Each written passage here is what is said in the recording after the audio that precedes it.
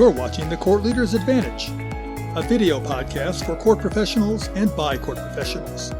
Brought to you by thecourtleader.net in cooperation with NACOM, the National Association for Court Management. Over the past 40 years, our courts have been committed to diversity and inclusion. They committed to this effort in order to live up to the ideals of fairness and equality and to build public trust and confidence.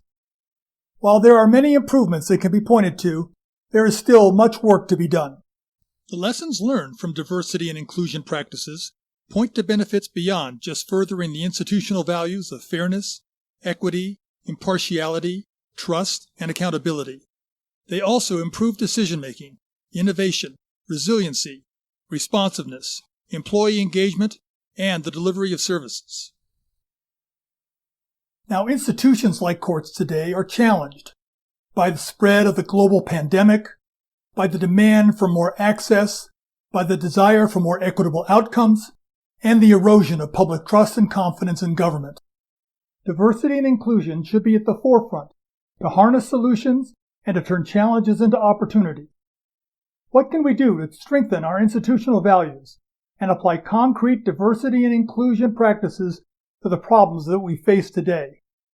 And what advice can we give to court administrators and clerks of court around the country who are dealing with these problems on a daily basis? I'm Pete Kiefer, and welcome to the Court Leader's Advantage podcast series. This is the first of a two-part episode on courts and their commitment to diversity and inclusion. I'm joined today by my co-host, ZENELL Brown, Executive Court Administrator for the Third Circuit Court in Detroit, Michigan. Our panelists today include MARCIA M. Anderson, recently retired as Clerk of the United States Bankruptcy Court for the Western District of Wisconsin. HECTOR GONZALEZ is the Court Executive Officer for the Superior Court in Tuolumne County, California. Norman MEYER, retired after serving 38 years as the Court Administrator in both federal and state systems. Most recently, he was the Clerk of the United States Bankruptcy Court in the District of New Mexico. And Jose OCTAVIO GUILLEN, retired after serving for 42 years as the Court Executive Officer and Jury Commissioner in the Superior Courts of Sonoma, Napa, Riverside, and Imperial Counties, California. Thanks to all of you for joining today's video podcast. Hector, let me start with you. In recent years, bias against inclusion seems to have mutated from implicit to explicit. For example, there are prevalent beliefs that Muslims are trying to replace the rule of law with Sharia law, and there is overt opposition to the LGBTQ+ community, such as clerks refusing to issue marriage licenses. Do you sense that perspectives about bias are becoming more explicit? And if so, what can be done to counter that bias? I was just going to say that I do believe that it really hasn't changed. I think bias has always been there, whether it's implicit or explicit. I think now we have a greater propensity now for people to display their bias, and the shame or the ability to consider it to be unacceptable, those brakes seem to be off quite a bit. And I think there's a lot of reasons for that, both in our culture and our politics. And that is the challenge I think we have as trying to build diversity and inclusion, when you get a counter message coming from sometimes the highest levels of our government from what you would like to do. And I am familiar somewhat with that, the experience of that clerk refusing to do a marriage license. That was, I believe, in either Kentucky or Tennessee, where a county clerk refused to accept or process a marriage license of a gay couple. And I think one of the things that we can do to counter, unfortunately, the license that's being given for those of us who have positions of authority, and clerks in our governmental, those who work in governmental agencies have a lot of power and authority over people.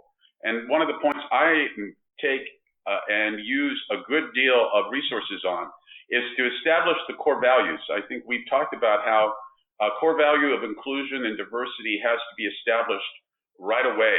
And I do that from the very beginning by personally doing an orientation with every staff where I go over the values of diversity, inclusion, and anti-discrimination, which are very already stated in our code of ethics for California court employees.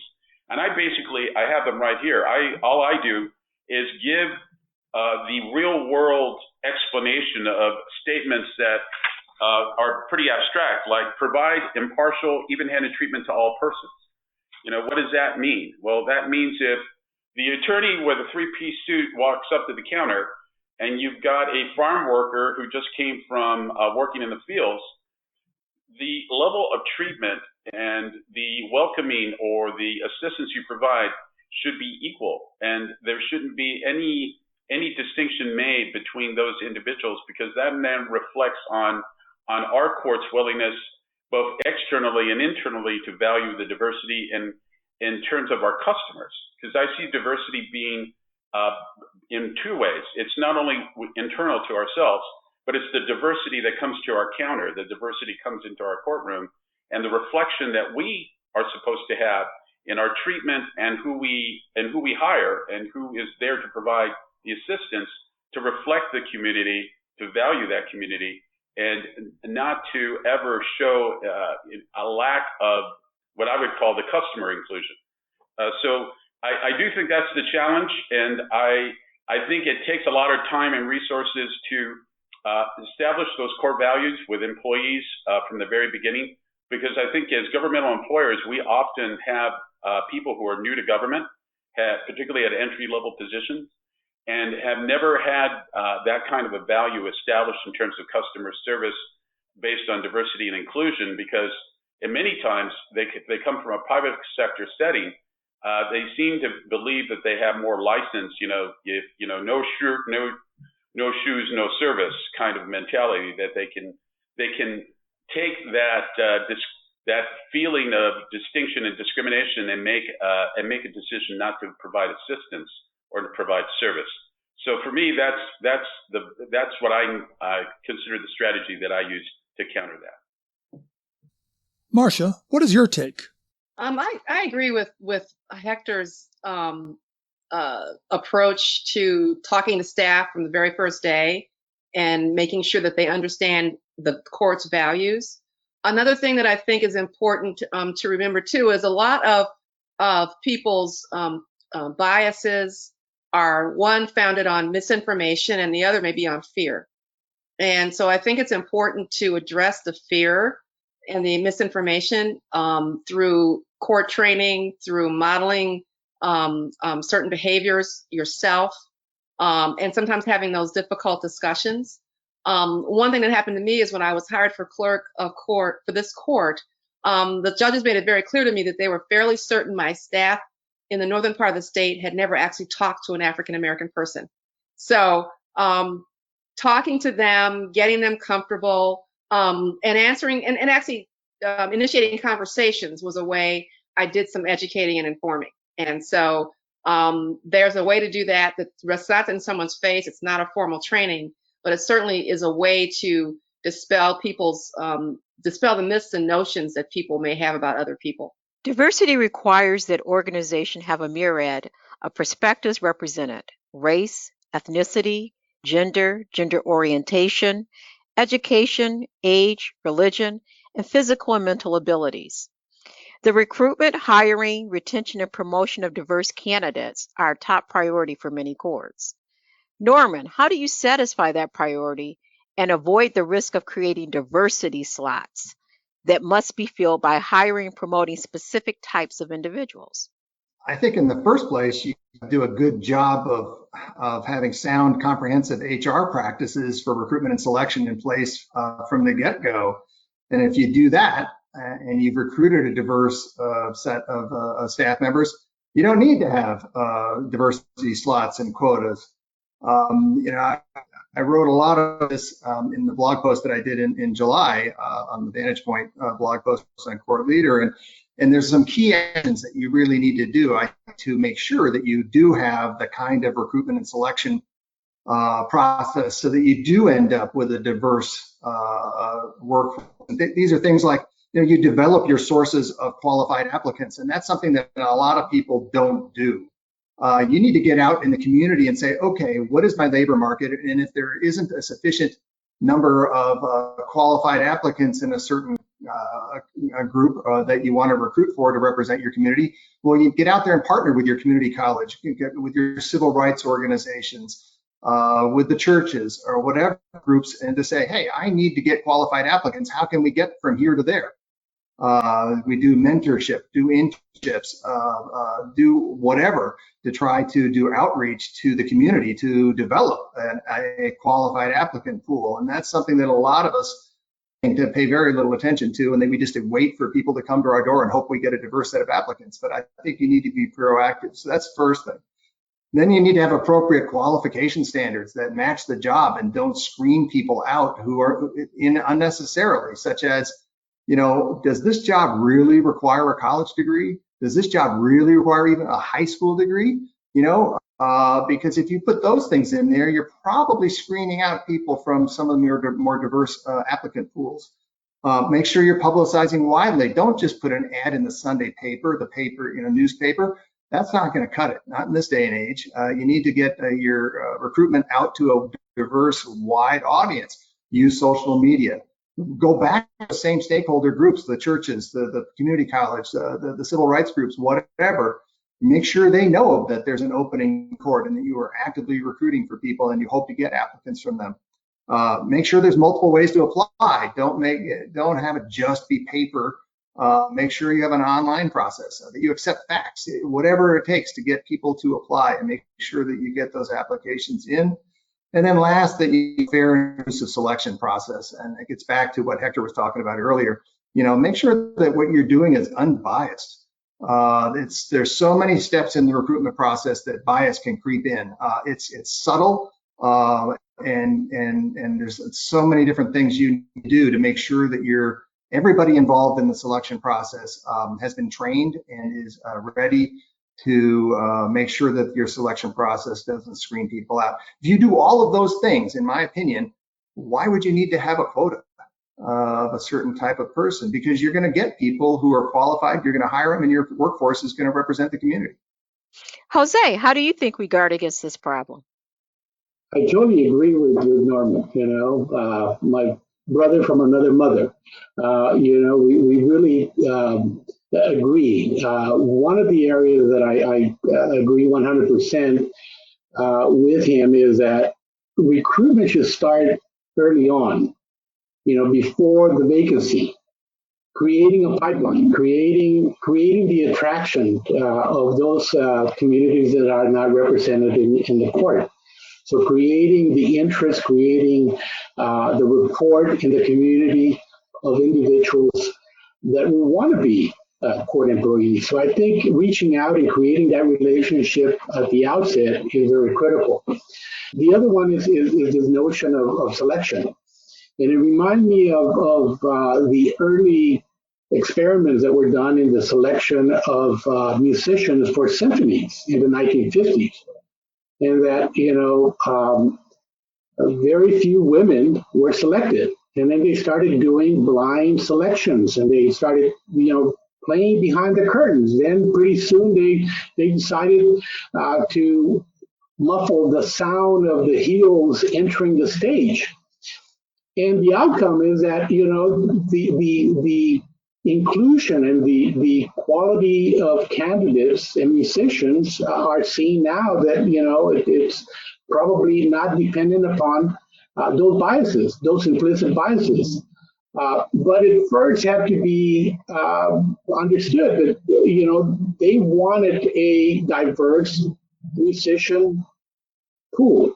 And they wanted to have a selection not dependent upon individual characteristics, in this case, female versus male. And so I think it's very powerful to start first with being anchored on principles of diversity, of fairness, equity. And once you do that, I think, is being careful about the biases of what I call the nebulous fit, that, sometimes is who is at the table making that selection, making sure that we don't have the gatekeepers that are trying to find the fit in the organization, someone that will fit within the organization, within the culture. So being as diverse in that selection making process critical. The other one is our validation, or what I call confirmation bias, and that is that we all have biases, implicit biases, and so making sure that we don't select someone with the right degree from the right school because we attended that school. So the diversity of those selection decision makers is key. Thank you, Jose. And you mentioned the magical word inclusion. So let's switch the conversation there. Inclusion describes the qualitative experience of having employees and customers acknowledged, seen, heard, and valued. So, Hector, how does your organization define inclusion, build a culture of inclusion, and measure the impact of inclusiveness? I think inclusion can take many forms, particularly when you look at both your internal customers, which is what I train my staff to consider each other, as we all serve one another internally in terms of providing assistance and services, and then our external customers, those people who come and seek services from the court. Defining inclusion there is in terms of providing, I think, the sense of equal opportunity to both receive the service and the equal opportunity to be able to get the benefit of employment in terms of promotion and assignment and opportunities that an employee would expect to receive without any regard to what their race, religion, ethnicity, or any other aspect of distinction. Again, that gets to our core values in remembering that what we want to reflect to our customers has to be, external customers, has to be reflected internally. So defining it that way, and then that in itself builds a culture by taking the action that shows that you do more than just say the words. For example, one of the most important things I do is I not only go out to community-based organizations like Jose and Norman have mentioned when I need to and want something, I actually become a member of boards. But when you serve on a board that is a community-based organization where they just need someone to help set up a table, someone to staff a location, as long as it doesn't cause any conflict of interest with my court, that to me is a powerful statement of a little bit of my time that I become the symbol of inclusion. Because those of us, and Marcia mentioned that, when you yourself are the symbol of inclusion by being there and showing people that I'm able to be in this position and I'm able to bring those who merit and have the ability into my organization to get that same equal opportunity. That builds that culture, and you also have to protect it. And what I mean is, I've already, in a new organization here, had to do a number of investigations where I had bench officers as well as employees violating that culture and treating each other differently based on something that would be a point of bias. And that destroys inclusion when you allow that to occur without taking action to immediately investigate, make a finding, and take action. So building that culture means you have to defend it, because if you don't, then people say, just a bunch of words, he can get away with saying that and nobody's going to stop him from doing it. So it doesn't mean anything when they say those pretty words. And in terms of the measurement, obviously the quantifiable measurements is in terms of, what employees have you promoted, what employees have you hired in terms of their diversity backgrounds. I know one area that is a great point of measuring and for inclusion that I think we touched on is that, and I think we know that at least in California courts, the overwhelming majority of our clerical staff are women. And you see the disparity in terms of the court management and in the judges in terms of that lack of inclusion in those areas. And I think that's changing. That is a point of change, but it's something that I think we shouldn't ignore, and that the inclusion also includes that category, particularly when you're a male and you want to define inclusion, you also have to remember to include that as an aspect of inclusion as your measure. Otherwise, you also lose credibility.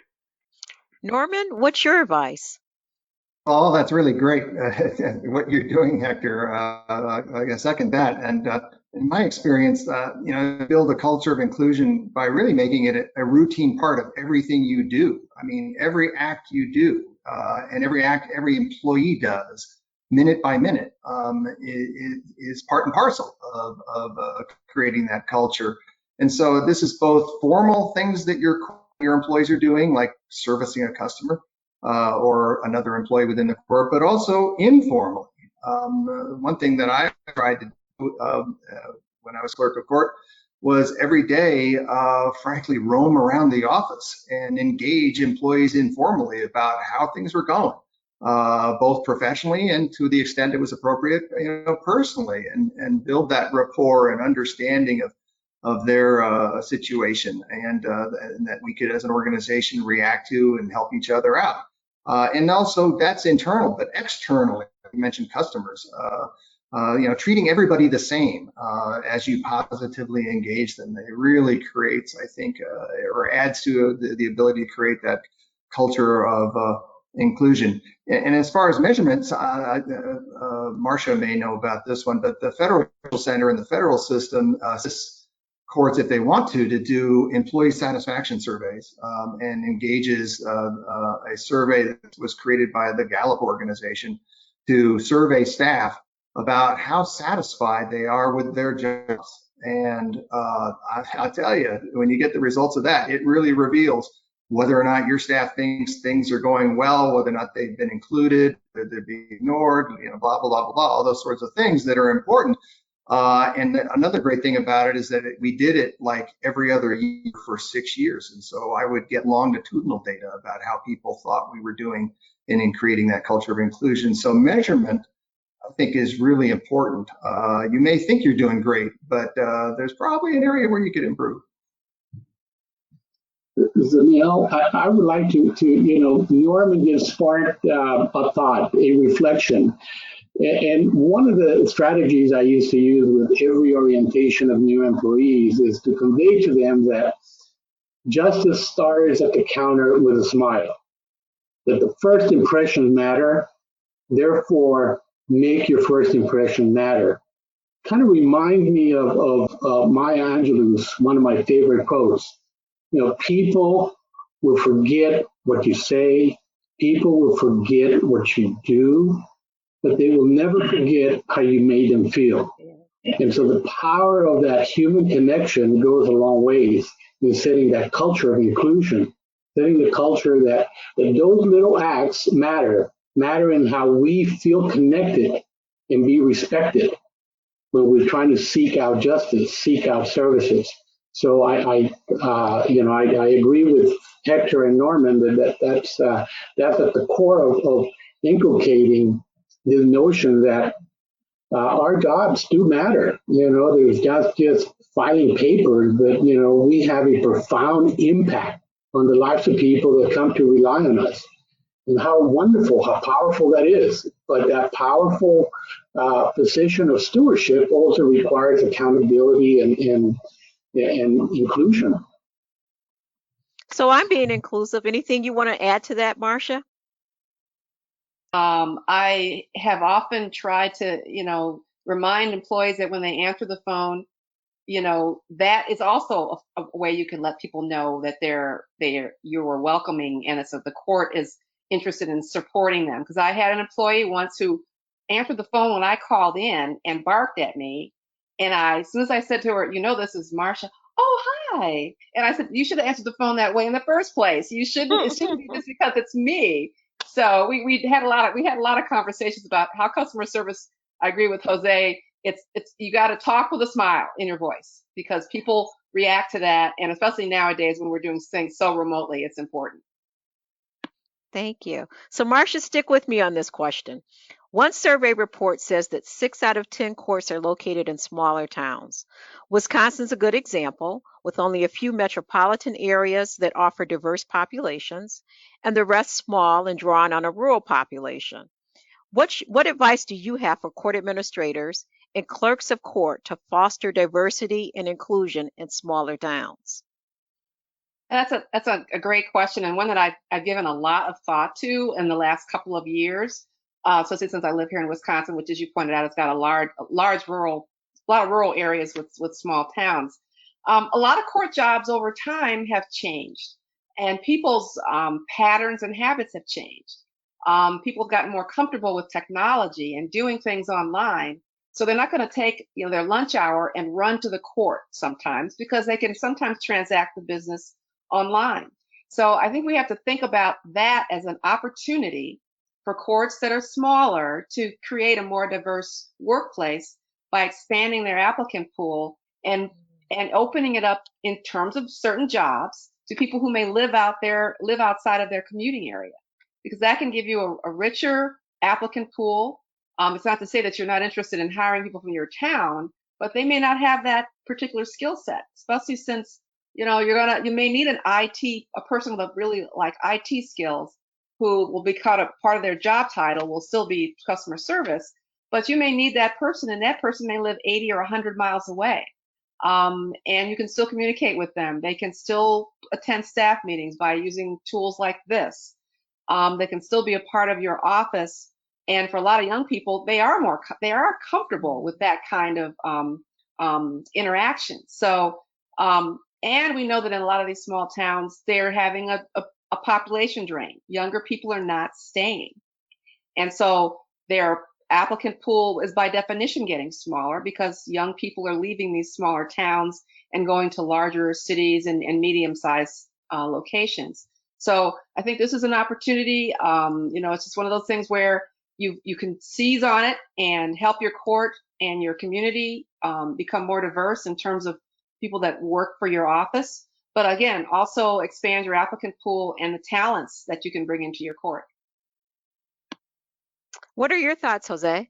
I think Hector touched on it, and especially for the small communities, that your involvement, your participation in establishing and nurturing relationships is so key. So key to establishing the rapport, establishing the level of trust. Because those shifts in demographics or technology, have an impact in community values, community norms. And when you're making those changes, you need to have a relationship of trust. You need to also understand where your applicants are coming from.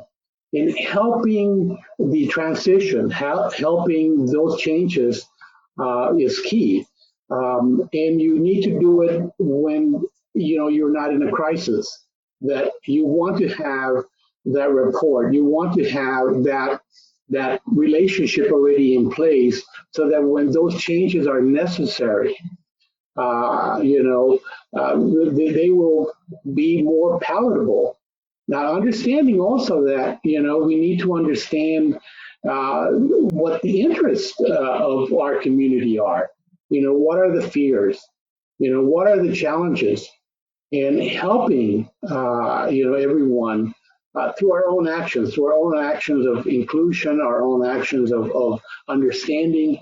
Because, my experience as well, I've worked in small courts, and, lessons learned is one of the things that I didn't realize is I underestimated how difficult certain changes of diversity and inclusion were to a community. That I just assumed that everyone viewed the world the way I did. I helped to find out that I was touching a very difficult area of tension for people, because they were fearing that the status quo was being changed. Someone moved the cheese for them, and they were not prepared to go the other way. So I think that seizing the opportunities of the change, but recognizing the change is difficult, but you establishing that rapport in the community, especially in small communities, I think goes a long ways in leading that transition, if you will. As we close out this podcast, what advice do you have for other court administrators and clerks of court as they grapple with their commitment to diversity and inclusion in their court. Norman? My advice to other court administrators grappling with all this is, you got to educate yourself, become knowledgeable about the subject and it's all about, to acknowledge issues, to honor the fact that these are valid issues and valid concerns, and once you've done those things, then you need to commit to improve and proactive, actually act. Don't just sit back and watch the parade. You may be educated, you may acknowledge it, and then say, well, that's somebody else's problem, or let ZENELL handle that.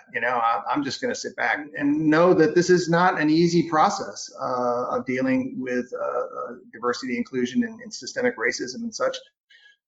It's going to take time to undo hundreds of years of really bad history in the United States in particular, and that we're still on the march. We're still on that long march towards that good ending, where the public where you and the public will benefit from a truly diverse and truly inclusive environment. Jose? Well, shepherding these practices, or being the individual leader to shepherd some of that. The advice that I would have is as Norman indicated, is educate yourself on that competency of knowledge is critical.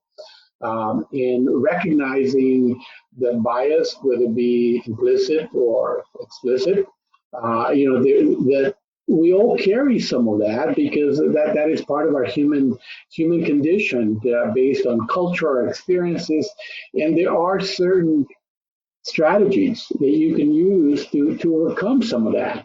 Some of that is being anchored on values.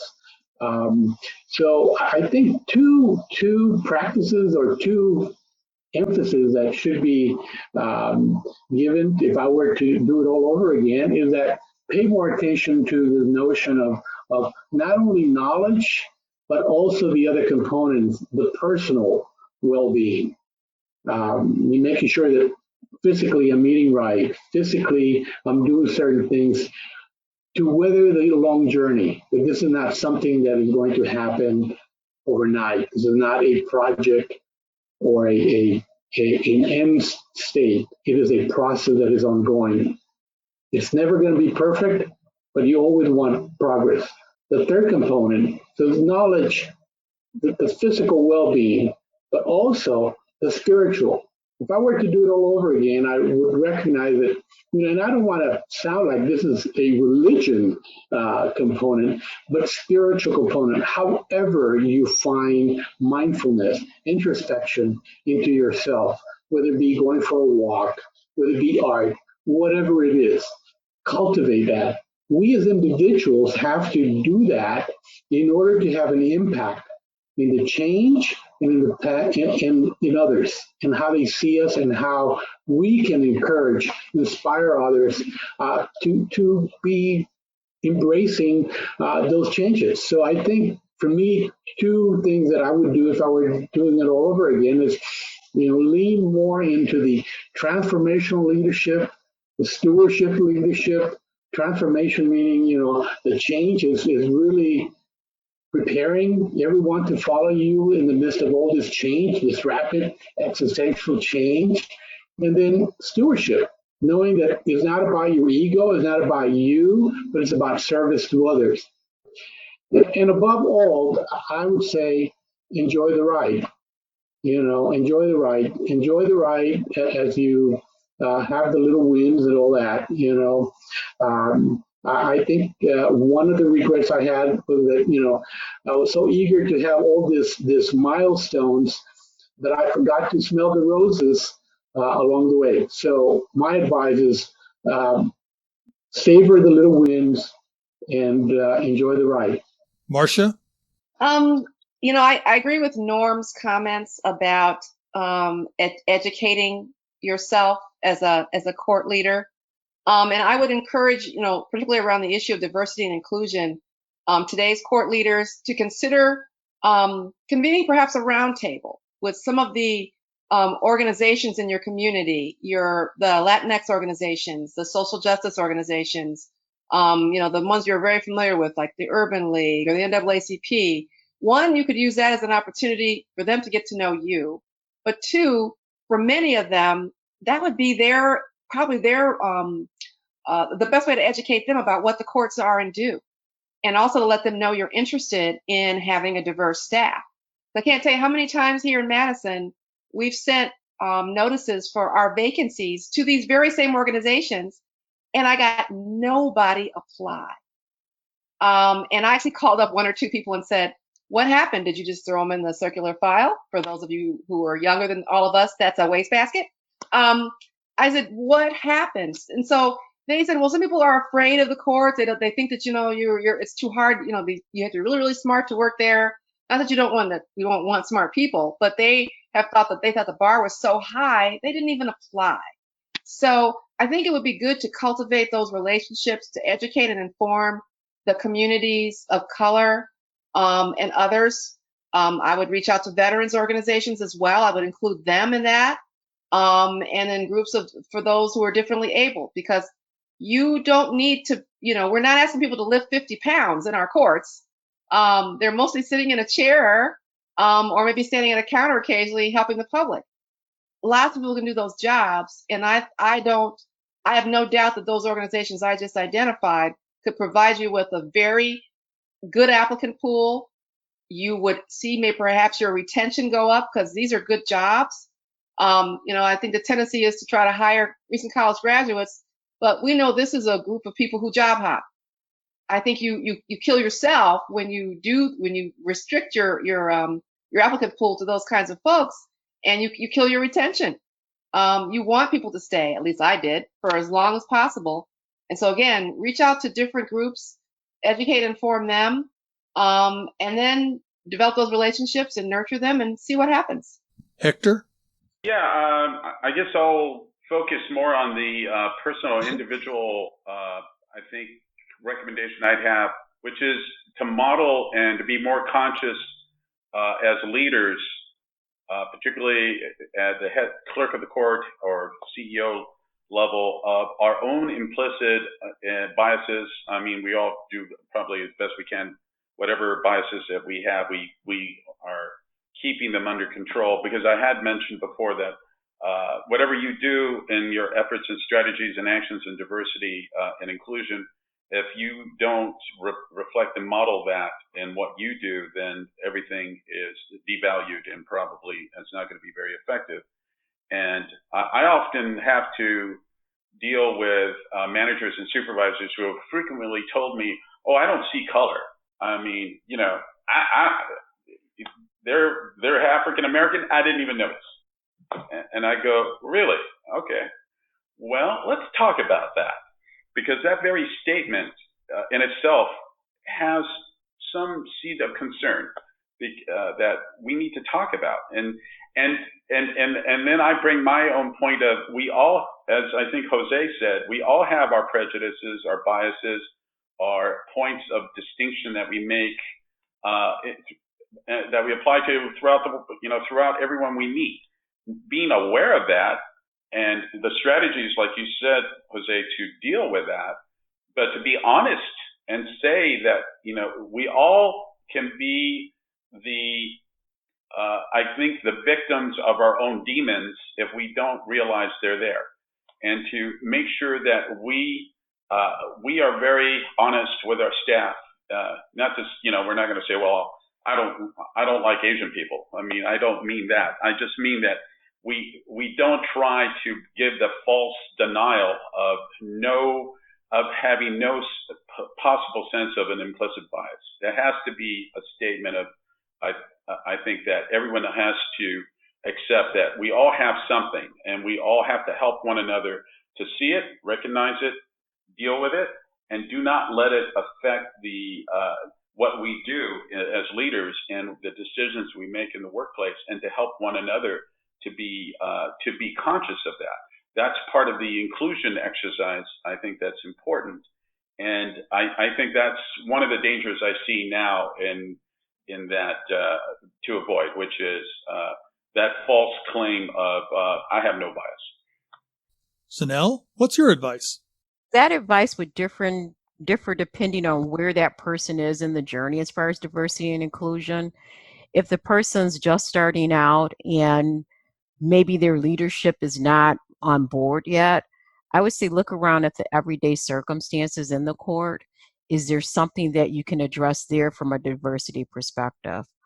Our starting point at our court was looking and talking to the various bar associations and asking them, when you come into the court, what's missing there? And the women lawyers were very vocal about the need for there to be lactation rooms. They had a lot of younger members. So that's what we focused on. And I was able to make sure we had a lactation room in our court locations. We did a press release on that. We shared that with our administrative office, shared it with our local legal news, and sort of just grew on from that, asking other bar associations, what is it that you need, and looking at the numbers and what the impact was and what's the change in quality. If you're more situated in the diversity and inclusion space right now, it's probably a lot easier. This is the time to really go for the big things on the agenda, the things that you know that really need to be changed. Maybe it's some policies or procedures, some training for judges, things like that. But definitely having the conversations with others, don't try to go it alone, would be one of the biggest pieces of advice I would give. My thanks to Jose, Marcia, Norman, and Hector today for sharing their thoughts on diversity and inclusion. My thanks also to my excellent co-host, ZENELL Brown. My thanks also to you court professionals out there watching this episode. Despite everything that's going on, you continue to keep the courts running. You are truly heroes. Do you have a question or comment about this month's episode? Do you have an example of diversity or inclusion within your court that needs to be shared? Email us at CLApodcast, that's all one word, at NACMnet.org. We'll try to include your comment on a future episode. This has been the Court Leaders Advantage podcast series. This episode will appear both in video and audio format on the NACM CLA podcast landing page. Until next month, I'm Pete Kiefer, and thanks for watching.